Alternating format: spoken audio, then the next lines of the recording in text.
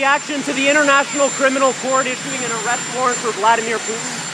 Well, I think it's justified, but the question is, it's not recognized internationally by us either. But I think it makes a very strong point. Provide information to the ICC for war crimes in Ukraine. He's clearly committed war crimes. Thank you. Meanwhile, inflation is a worldwide problem right now because of a war in Iraq and the impact on oil and what Russia's doing. The war in Ukraine. And thinking of Iraq because that's where my son died. I think the context is that whether or not they're pulling back from Fallujah and from the Kherson. Saddam is dangerous. The world would be a better place without him.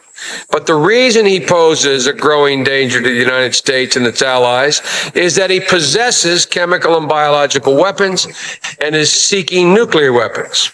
And unlike my colleague from West Virginia and Maryland, I do not believe this is a rush to war. I believe it's a march to peace and security. Joe Biden did so much more than vote for the war.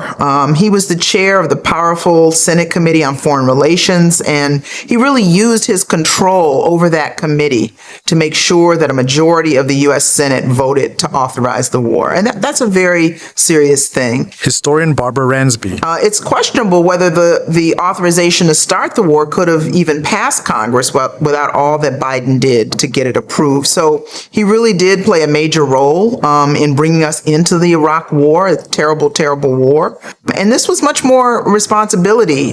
He bears much more responsibility than many other senators who simply voted for it. Of course, the statement about chemical, biological, and nuclear weapons were false. And many experts already concluded this at the time of the Senate hearings, but Biden didn't allow these experts to testify.